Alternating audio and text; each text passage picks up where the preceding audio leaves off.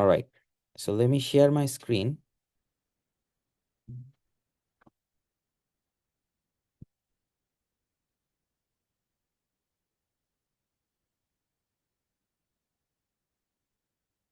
Okay.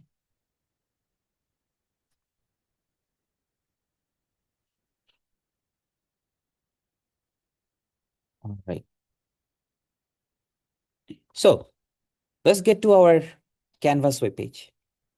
And let me guide you through some resources before getting into other discussions. So if you go to the module section, if you haven't explored everything already, our syllabus was already under this special section, but last night I added a new file under this, and that's the 255 concept map. So ideally, I would have loved to upload it with the syllabus, but I told you at the very beginning of the course that I don't want to intimidate students by providing them with a huge list of concepts, and they will feel like, oh, okay, it's too much. I cannot handle it. But I want to show you that together throughout the semesters, we have completed all of this. Let me just quickly open it up and show you what we have gone through so far. That's why I brought my laptop today instead of the iPad. Okay, so I hope you can see this clearly. And you can take a look at it at home as well, but I'm just going to quickly go over this. This is the detailed concept map that we have covered. And remember, the lecture numbers are not necessarily the way we have followed along the class, but but the concepts have been covered. Because when I plan this concept map, I don't know how many lectures it will take and how many breaks we will have in between. So it's not possible to maintain the specific lecture numbers per se. Sometimes some of the lectures were longer and the others were not that long. But if you go through the bullet points under each category, hopefully you will see that we covered all of them. And I checked it myself last night to make sure that there is nothing missing. But I recommend that if you are interested to make sure that you are, on par with everybody else in the class and you haven't missed out on anything, just go over this list once and just mark the ones that are familiar or the ones that are not familiar. If so, if anything, then you should come talk to me and I can help you guide, through the process to get in touch with everybody else. Um, and the more important part is the recordings are also available. If you feel like, hey, I don't really remember learning about this at all for whatever reason, you can first try to go over the recording. If it doesn't help, you can always reach out to me and I'm happy to work with you one-on-one. Okay. So we started with some very basic digital system and number representation stuff like adding, subtracting, conversion of numbers. Then we looked at the foundation of Boolean logic. We saw how math could be used to represent logic, basically. Imagine our, common sense logic could be represented with some, you know, almost like an algebra. It's not a regular algebra, but Boolean algebra. But the beauty of it is you could use or follow an algorithm or a set of rules to decide on any logic per se, which was kind of not really perceivable for us in the past because we thought that logic is something human and it requires some sort of biological interactions, whatever, right? We never saw it like it could be uh, expressed in terms of maths. So Boolean algebra was a beautiful thing to happen for engineering because that first showed us that it is possible. And then based on the Boolean algebra, we started learning about different logic gates, which are the foundational component of digital universe per se. We'll starting from very basic and or logic all the way to more complicated multiplexers, decoders, encoders, and so on, right? Then we also looked at, hey, you can always represent something in a logical form, in a Boolean form, but that doesn't mean the hardware will be the most optimized. So as people started getting into more complicated digital systems with more components, going from thousands to millions to billions, and now trillions, actually, we have trillion transistors chip now, like uh, not too long ago, 5 years ago, max, it was first introduced and now it's there. We have trillion transistor chips. So we have many components. So optimization is the key. That's why people started looking at, not recently, people have been looking at optimization for a while, starting from say K-map all the way to, Quine-McCluskey method. And there are other things in between. We looked at two widely used approaches, K-map, first of all. And when we were going through the K-map process, we noticed that it is difficult to describe K-map approach to a computer because it requires some kind of manual intervention. You need to see it. There is a visual aspect to it. So obviously, it's not really scalable beyond a certain limit, although it's a really nice system, really nice approach. Then we looked at Quine-McCluskey method, which is difficult for humans to track in general because there are so many rows to go over, multiple steps to do. It's very, boring and stressful for humans to do, but it is exactly the opposite for computers. They can follow along the algorithm and do it easily. So we looked at two examples, and Quine-McCluskey method, although you haven't been tested on it during your exam because it's really literally infeasible to do it within a very limited time and space. But I highly recommend that please make sure that you understand and practice this at least at home, at least once. I know you will forget this after the semester is over, and it is natural. Anybody will forget it. Nobody will remember this for the, entirety. But if it is somewhere in the back of your head, when you need it at home, you can sorry, in your career, you can always go back to these resources and review. And you'll find many resources online as well nowadays. Even if you ask ChatGPT to explain it to you, it'll probably do it. I haven't tested it, but I'm pretty sure that it will find a way to explain it to you as well. So, but if you have one basis to go back to, or resources to go back to all the time, it makes your life easier. And it happens to all of us. For example, we don't remember everything that we learned during my undergrad, for example. So if and when I need to get back to a concept that I don't remember on top of my head, I have resources that I set aside in my portable hard drive or my Google Drive or whatever. When I need something, when I need to review something, I can quickly go back and review. Oh, okay, I remember now. So it takes me 10 minutes literally to refresh my memory. But if I don't understand this, then 10 minutes will not be enough. It will be like as if you're seeing it for the first time ever. Okay, so that's the difference. All right, so the reason I mentioned that if you work in an industry and if you ever need to use any of these approaches, you can always quickly go back to your resources and, be on par with everybody else. All right, and then we moved over and we saw what happens when the functions, Boolean functions, have not just multiple inputs, also multiple outputs. A very simple example of that would be an adder circuit where you have two outputs, sum and carry. And there could be more complicated functions and applications. We learned the strategy to optimize these multi-level logic circuits as well. And then we moved on and we saw some specific circuits and approaches for data processing and conversion, right? For example, data routing. We saw how multiplexers can, selectively choose multiple outputs one at a time based on some select signals. We saw how encoders convert binary bits, how decoders convert binary bits, how they could be. And by the way, these circuits will be with you almost forever if you stay in the digital universe. Because for example, encoders and decoders are ubiquitous in any memory. So in any Boolean logic memory, logic systems, it could be your processor or it could be your GPU, anything essentially. It requires memory. It requires storing information. And when you store information, you need to access it. But how do you access those information? You access them in rows, from rows and columns. You organize them really nicely, like a bookshelf, for example. If you go to the library, they have a really nice systems for numbering. This row, this column, something like that. Otherwise, you'll be spending forever to find a book if it is random. So it's not random, as you can imagine. If you're not careful, if you just put the books anywhere you want, then at some point it will be a mess and nobody will find the book that they wanted to find. So locations are key. And the way we maintain locations of digital data would be by arranging them in different rows and columns. And the decoders and encoders are used to select specific rows and columns when you need it. So they're logic families, but they're used in accessing memories as well. So they're intertwined. All right. So I'm going to talk about it in a little bit more detail later on. So, and then we looked at digital codes, like we looked at, BCDs, binary coded decimals, different ways of representing numbers in actual practical hardware, for example. It's one thing to convert a number to Boolean, to binary. It's something else to have other coding systems that is not just pure conversion. And BCD is one such example because it is so easy to represent in Boolean system. Um, Anyways, we also looked at sequential logic specifically. going from combinational to sequential logic, it was a big step, but I don't think it was like fully unique per se, because there is a lot of commonality between sequential logic like flip-flops and latches with respect to other combinational logic. There was a combinational component already.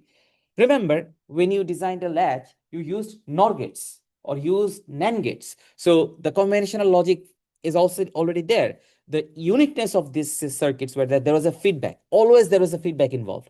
Output was somewhat, this is how simple it is. Output was looked back in as inputs. And that's what led to interesting features, ranging from SR latches to D latches to, T flip-flop, flip-flops or latches, by the way. Any latch has a corresponding flip-flop, as you can imagine. Okay, so we went through all of this. We looked at some unique features of these flip-flops and, latches. Finally, we also looked at shift registers. What else? We looked at counters. We looked at some specific examples of synchronous logic systems that are useful for us. Then we went back, remember, we revisited the adder system that we learned, ripple carry adder, without the synchronous components. And we looked at what happens when you try to keep adding numbers with each other. Like, it's kind of like a cumulative add. If you want to keep adding 1 plus 2 plus 3 plus 4, whatever, right? It's like you need to keep a memory of the previous sum and then add something to the new, add that sum to the new number. And how do you keep track of what was the output previously? You use sequential logic because that has a memory, right? So, and we saw, we basically revisited the ripple carry adder, and we added combinational logic as well as sequential logic on top, like flip-flops on top, and we saw how to do it. So that was a point of inflection, honestly, where we, for the first time, saw the merger of sequential and combinational logic, because that's how most systems are. You cannot have a separate combinational logic only and separate sequential logic only. They work in unison. And finally, towards the end of this course, we focused on finite state machines specifically. We looked at Mealy and Moore machines, two different approaches. You can design the same system using two different approaches. One of them require more states typically, like the Moore system requires more states, but it has some benefit. Remember, and I keep telling this, there is no free lunch. You have some benefits for Mealy machines, some limitations. You have some benefits for Moore machine, some limitations. But it was too soon for us to try to get into the details of the differences. So I taught you both.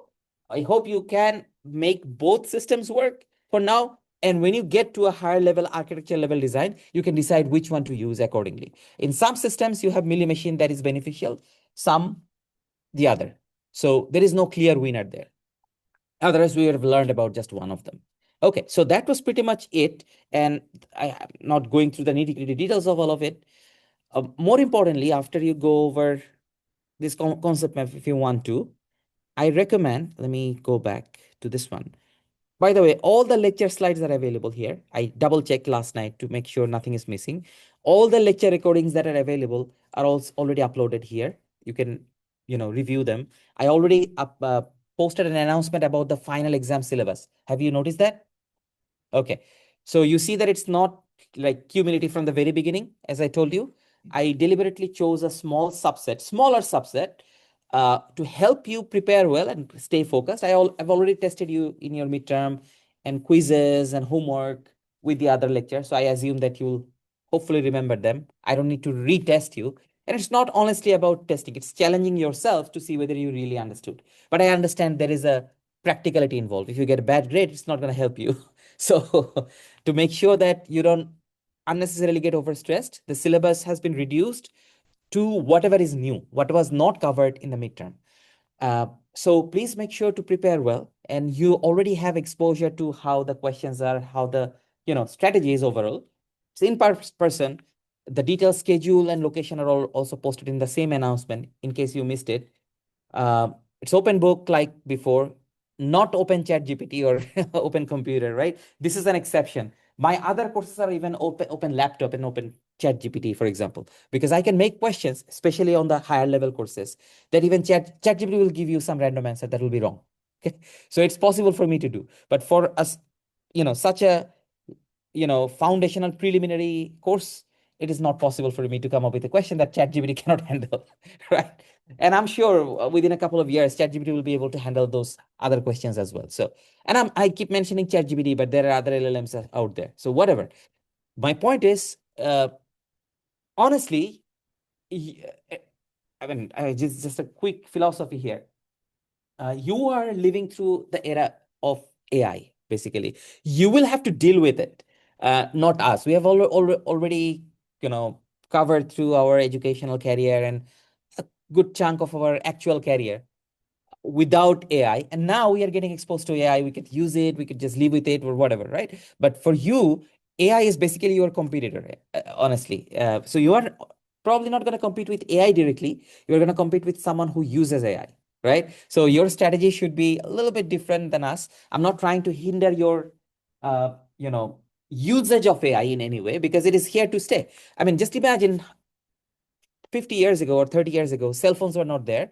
So if when the cell phones first came, people could think that, hey, this is a bad thing. Let's not use it. Let's avoid using it, right? Anytime something new comes in, there is a dilemma, of course. I don't know whether it's going to be good or bad, but it is here to stay. I mean, when there is billion and trillions of dollars of activities here and there, you can only imagine it's not going to go anywhere anytime soon, right? So act accordingly. But in the age of AI, if there is one thing that I want to share with you, is that would be try to find a niche that cannot be replaced. Like be someone who is irreplaceable. So don't try to seek out the easiest career. Don't try to seek out the easiest major, easiest degree to get, or easiest skill to learn. Because trust me, the things that are easier for you will be easier for AI to handle. And you only see how easily people can be replaced. And if they find a cheaper way, all they need is a server, and they could replace like thousands of human workers because humans need help. It's not just the salary, by the way, that you're getting healthcare, like insurance, for example. You're getting retirement funds, pension, 401k, many other benefits. You need an office to work in, you need laptop. Sometimes you have to live somewhere, and some companies provide housing subsidies, especially if you're in California, because the houses are so expensive there. Like, for example, Apple, if you join Apple, they will give you housing subsidies, and you can get a good apartment because you cannot otherwise afford it in that neighborhood. It's so expensive. Or you'll have to drive 2 hours every day to get to your office. Anyways, I went to the Intel's headquarters in San Jose one time, and one of my colleagues told me, "Hey, I need to go home because my commute is like 1.5 hours one way." Okay, because it's like, the Bay Area is so expensive. So my point is, it is very expensive to maintain human, uh, workers. Essentially, you can be an engineer to you can, a technician, whatever. It is always more expensive than AI or robots per se. All they need is some energy source. That's all, electricity or something, and you can make them in bulk. You can make them repetitive and predictable. They work 24-hour, 365 day. Not you, not me. So as you see, they have advantage, like AI and robots have advantage over all of us. But as human beings, I think we are infinitely adaptable. We can think of things that others cannot. So hopefully, uh, I mean, in this age specifically, given that the AI is so powerful now, LLMs are so natural. Uh, for example, if you just learn to code, you can easily be replaced because ChatGPT can write codes, right? So you can no longer keep getting good jobs with your coding skill only. So I have nothing against code, of course. I do coding myself. My point is, don't just limit yourself to something that can be easily done and learned, something that gives you quick money and quick job, because at some point it could be quickly replaced. So throughout your career, always seek out something at the bleeding edge of the cutting edge, honestly, because it is going to be difficult for an AI system to operate in that territory. They need to be trained, honestly. How do you train something with knowledge that doesn't exist, right? Or the knowledge that is so cutting edge that it's not training ready yet. So, anyways, my point is, if you choose some hard topics, uh, it's going to be stressful while you're going through the process, but hopefully after that you will have a easier career. And there is a saying in, I mean, I think in military that if your training is tough, the battle will be easier, something like that. So you're basically going through your training phase. All right, sorry. I hope it will I don't know whether this philosophy will help you in any way, but I keep sharing this to all of my students. The only way to stay afloat in this age and competition would be by doing tough things, honestly. Okay, so some other useful resource that I decided to share once about ones and twos complements. I don't know if you got a chance to look at it. Sample exams and study guides. That's important. I think this will be useful for you. I already uploaded the solution for the midterm exam. I think I uploaded in the wrong. So you see midterm solution here, folks. I can reposition it under the. Oh no, this is fine. This is exam solution. It's fine. So midterm solution is provided here. I uploaded yesterday. If you have any questions about your midterm scripts, take a look at it first, and then you can reach out if you still have questions. A couple of students have reached out to me. I took care of the problems that they were experiencing. So don't feel like you have to take what you got, right? If there is any concern or if you have any, uh, confusion per se, please reach out to me. And the other solutions for the quizzes and all, they're also available. Homework solutions are also available. I'm following up with the TAs to make sure all the grades are updated as soon as possible. I was told that the grades for the labs will be done, if hasn't been done already, by the end of this week. Oh, no, sorry, it was supposed to be by the end of last week. So I'll double check whether all the grades are posted. Okay. If not, please let me know. But I'm trying to make sure that you have some sense of where you are in terms of grading and all before you go for your final exam. Okay, so this is something new. Sample exams and study guides. I provided a study guide for your midterm exam. Similarly, I have done the same for final, but in a different way. If you click on it, you'll see this is a PDF. I decided to create it like a checklist per se, but don't go over the checklist first. I recommend, how many lectures are there? Not many. I think like, I don't know, 10 maybe.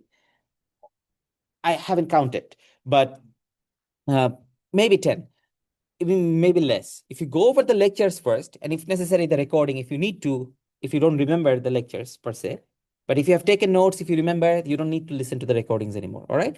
So if you go over the lectures first and then go to this checklist and check out the ones that hey, I can explain the difference between latch and flip-flop, something like that. Remember, your final exams will have true, false, and MCQs. If you don't understand some concept, true, false will be a really tough things for you to do, unless you just keep doing all true, all false. It's never going to help you, of course, right? There will be a good mix.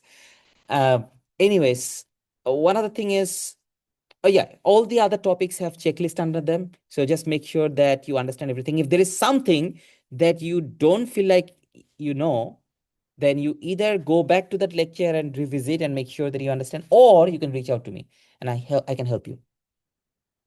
Okay, hopefully it will be more useful. I don't know. You tell me later on.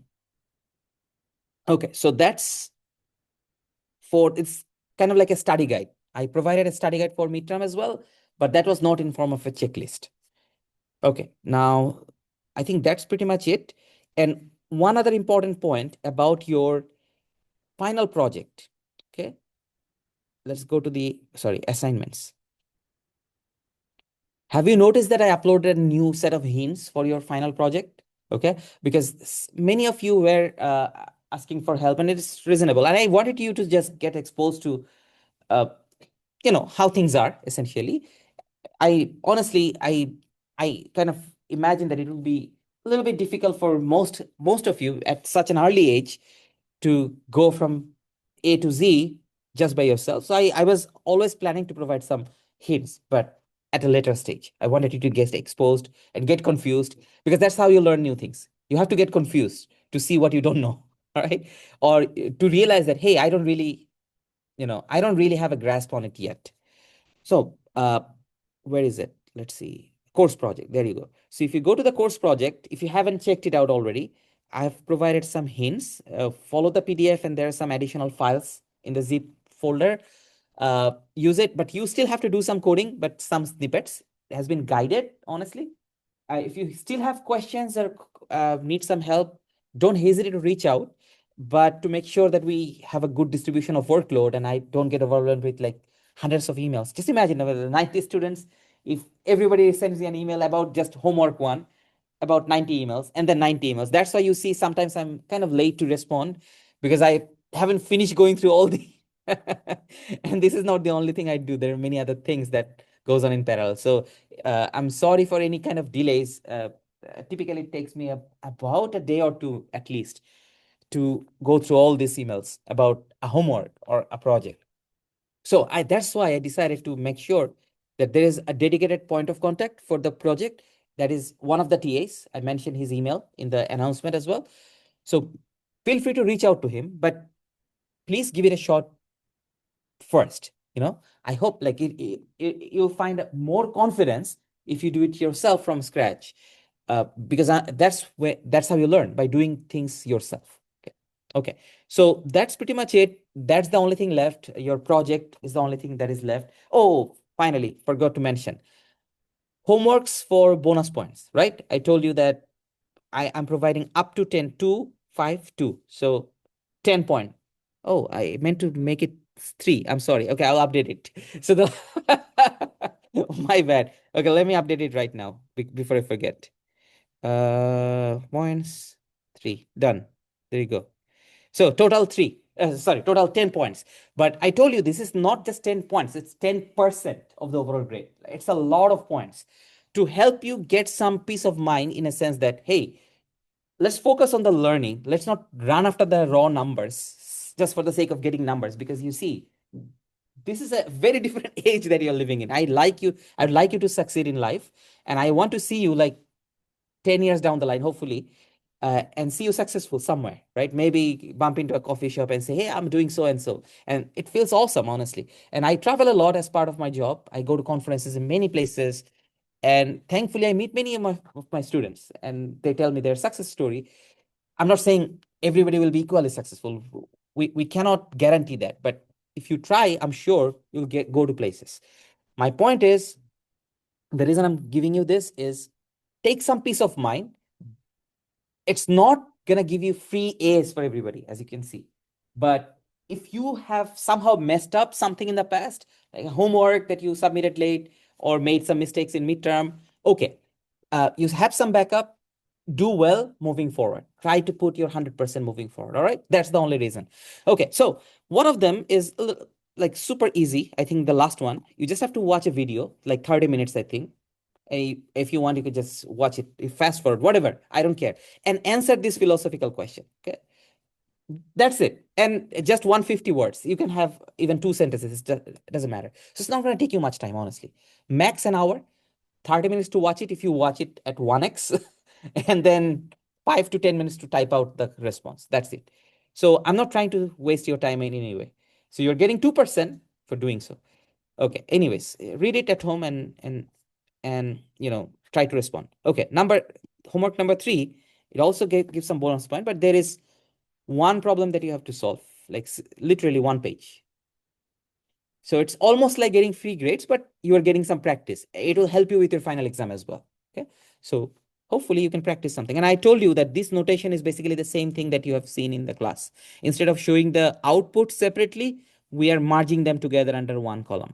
So ABCs are the next states, and zeros and ones represent the output. Okay. I mentioned that in the last class as well. Okay.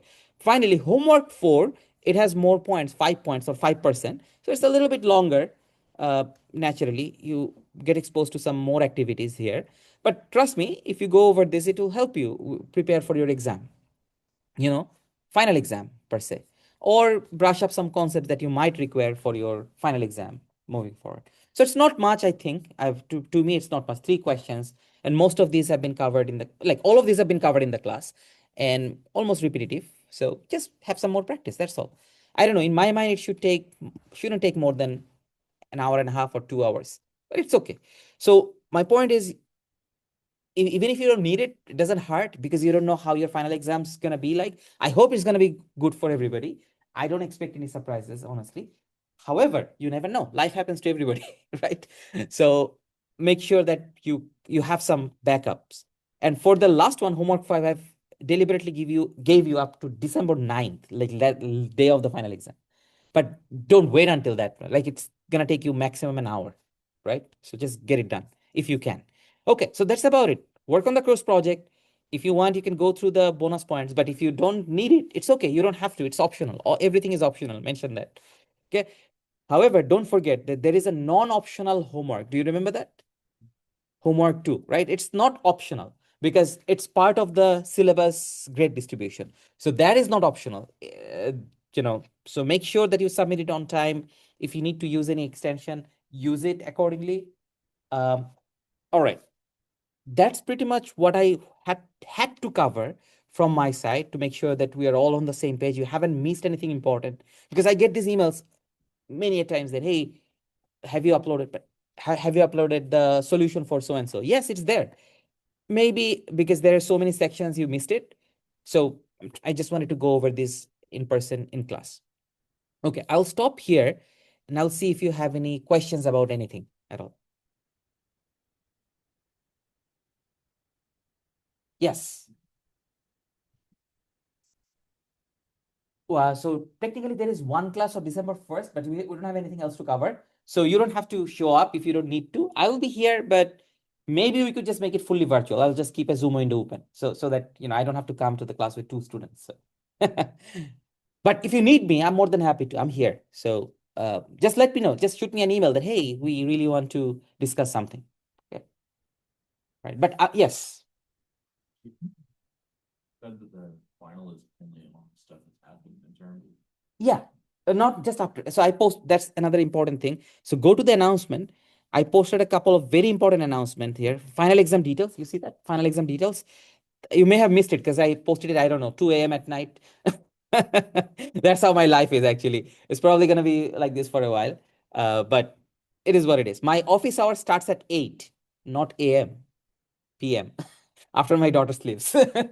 So I try to, do what I can. Okay, so the syllabus is mentioned here, starting from lecture 13 to 22, except for 14, because it's not really a lecture that I can test you on. It's pretty much to help you with your projects, and you've gone through your projects and homeworks, honestly. So you don't, not homework, lab assignments. It's not necessary for me to test you during the final exam. So these are the lectures that are covered, and format is exactly the same as midterm, so no surprises there. Uh, all the rules remain the same, open book. Don't just discuss with your friends around you, and no computers or other things. Calculators are fine. Okay. And schedule and location also mentioned here. It's not decided by me, it's decided by the university centrally. And the study guide has also been linked here in case you miss it. So after you go through the lectures, just click it and make sure that you checked all the boxes. And that's it. And all the lecture recordings are also available, right? So if you need to brush up on some concepts, you can. Any other questions? Yes. What should the block diagram sort of look like? There is no special format that I'm looking for, honestly. So just think about it this way. And this is a very important question, because some of you are worried about, hey, am I doing something wrong by using this format or that format? Just imagine that practically, I would have loved you to come and demonstrate what you have done to the TA. Okay, so that would be 90 of you, which is fine. We could still do it. The TAs are here, but I wanted to save you from the hassle. So just imagine if you're trying to explain it to someone that I've done this, this is what proves that I've done this. Okay, so how will you represent that? There is no special format that I'm looking for. However, you can always just shoot a screenshot as an email to the TA or me that, hey, does it look okay to you? Sure. And it happens to me all the time. Many students send me emails like this. Does that help or not with the question? What details do you want in the block diagram? Oh, so just by let me see which one you're. Let me just open up the project description and see which one you're talking about. Because let's go to the assignment and let's go to the course project and let's see. Okay, let me download this.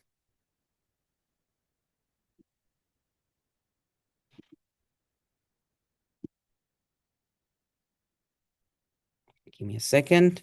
Okay. Where did I mention? Give me a second. It's taking its time. Oh, it's okay. Ignore it. Adobe Acrobat has a limited line. I can only use it in like 2 computers simultaneously. So I'm logged in from my other PC. What's going on? Sorry, give me a second. Yeah. Come on. It's sending me to Acrobat all the time. Anyways, give me 1 second. And meanwhile, are there any other questions? Well, I open it up and see what I mentioned. Basically, I don't remember that on top of my head. But okay, there you go.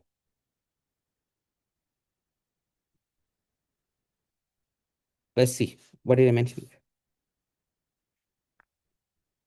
Oh, that what you mean? But okay. So basically, imagine you have that's a good point. Like basically, the system that you're designing, it's mostly an FPGA, right? So you don't really have any component like control over the internal components, right? But imagine you are using some logic blocks for that. Maybe you are using a multiplexer, maybe you're using so and so logic, NAND gate, NOR gate, and whatnot. So although it's basically a box, you are not using these individual components, but they are all inside the FPGA, are they not? So basically, when you are instantiating a flip-flop, or you're instantiating a multiplexer, or an, I don't know, like a 7-segment display, for example, right? Just draw the 7-segment display and show that this is driving the 7-segment display. Like basically, you don't have to draw it to the detail, just a block 7-segment display, and then show that what is driving the 7-segment display. Does that help at all? So essentially, I just want to see whether you understand how the systems are interconnected. That's all. Because FPGA is a block. So you don't really, if I asked you, when I was an undergrad, by the way, I didn't use an FPGA to incorporate projects like this. We were asked to do it with individual blocks. So I had a multiplexer block, like a chip that is a multiplexer, a 7-segment display separately. So we could make a system on a PCB or a breadboard, for example, and then connect things and show you this is driving that, this is driving that, this is driving that. So you could visibly see, right? But now, since you're using FPGA, which is good, which is actually good, it's a very efficient way to do so. It will save you from a lot of hassle trying to connect things with wires and whatnot. But it basically abstracts out the connections. So I want you to just try to show me with block diagrams. There is no specific, you don't have to get too much detail. Like what is driving what? That's all. Does that make sense? So my point is, long story short, don't be too worried about it. Again, I will understand by looking at your activities whether you have really done the project. That's all. Okay. I'm not trying to like look at any specific format, special. For example, many of you ask me, hey, how many combinations do I need to show as screenshots? Right? I mean, if you have 16 combinations, do you need 16 screenshots? No, I trust you. Like if you could show 1 or 2 or 3 that, makes sense in general, it's fine. So honestly, these are not graded by AI. We are grading it. So don't worry about it. Don't worry too much about it. That's what I'm saying. All right. Any other questions? Yes. Oh, it's fine. Say, like, It's a good question. So it's 90 minutes for the regular folks, but obviously whoever is taking it in the SDS facilities will have the appropriate time. That's all. So it's 90 minutes. The total exam is 90 minutes. the way, content versus like, is it gonna be similar? In terms of the content types, it will be similar, but the number will be different because it's a longer exam, as you see, 1.5 hours. So in terms of number of problems, it will be more. Okay. But for example, instead of 10 true false, maybe you have 20. That I'm just giving you some sense. Yes. Design it, Yes. Well, I designed it honestly to take about an hour in my mind, but I decided to give you a little bit more time because I'm biased because I've been going over this for a while. Like so, whatever takes me an hour, it makes sense that the students might take a little bit while. So an hour and a half. Yes. you have like another one of those sample exams that you can post? I can do it, yeah, if it helps. But yeah, sure, why not? Give me like a couple of days to prepare this, and maybe I'll do it. I just have to make sure that I don't just give exact questions, right? Because that will be odd, because But otherwise, yeah, if that helps, no problem. I can do that. Sure. Any other questions or comments or suggestions? Okay, I mean, Any other questions about anything? Not necessarily just the question, like the exams or projects or the course in general. Okay, if not, first of all, thank you for, being with me throughout the semester. Thank you for your attention to the course. I really appreciate. And this is the first time I taught a 200 level course, so it's been a new experience for me. Yes. You put an email to do the review, do you have a link to that? Oh, yeah. I do. I can. I thought that you probably can access this from your student account because I never see the other side, but I'm happy to find a link. Okay. Oh yeah, thank you for reminding me. If you could submit your course evaluation, that will be awesome. More importantly, I'm taking this course for the first time, like I said, right? So it means a lot to me. And I told you that it means a lot because I always wanted to get to a lower level course because that's where I can get the students at an early stage and show them how the field is before it is too late, right? I typically deal with 400 level students or 500 and 600 level students. By the time they already have a full bucket, right? Not a clean slate in any way. So, I mean, I have to live with what they learned and I have to live with how they were motivated. Maybe they decided to pursue a different track that is not related to my track or digital universe or whatever, right? So it's very difficult to change the course at the time. And obviously, it's everybody's choice. But if you're not given the opportunity to explore this at all, that's not really a choice, right? For the most part, people don't even know the beauty of this direction, the exciting part of this domain. So I've always felt like doing so, but it is always more stressful to teach 200 level courses, as you can imagine. For a next semester, for example, I'm teaching 655, 651. It's like a honeymoon, honestly. There's like 9 students, all PhDs, and we meet in a meeting room. Sometimes we don't even meet. I mean, obviously, I'm just exaggerating a little bit, but my point is it's more intensive in terms of projects. The students do a lot of work, not me. 9 students, I can grade them myself. Here, 90 students, if there is a problem, you see my point here, right? So there is a reason why it's always stressful, but it is also a huge opportunity, the way I see it, to connect with students at an early stage. And if I could, I mean, not all 90 of you, I know that not all 90 of you will be convinced and pursue the direction for electronics and whatnot and chip design, right? However, if I can manage to get 15 to 20 motivated engineers out of you, that is a huge success because one motivated engineer can change the trajectory of technology, as you can see. I mean, we are all learning after 60 years or 70 years what Boole invented, like Boolean algebra. Just imagine, it's not just a field that he developed. He basically developed an entire generation. Like our generation cannot think anything beyond digital electronics. Right? Just imagine, where would we be without digital stuff, right? Billions and trillions of dollars of wealth was generated based on this, right? So just imagine, we don't have to be, or we cannot all be like him in terms of impact. And this is just a random example, of course, but we can always have our own impact in our career. So I'm rooting for your success. I hope you found something useful that will encourage you to explore more. And please don't forget that if you are bored by a specific topic, you don't have to live with that specific topic or specific section. This is such a broad domain. You only got exposed to very basics of it. If you can always focus on the devices or circuits or systems or algorithm, but you can always have your mark in the electronics paradigm. All right. So with that, I wish you all the best. I will see you each other, of course. I'm not going anywhere. So you know where to find me, even beyond the semester. If you have questions, if you want to, engage in anything, any kind of discussion or research or whatever, come talk to me. You know where to find me. 316, right? Minkau. So very excited for the next steps. All right. Take care.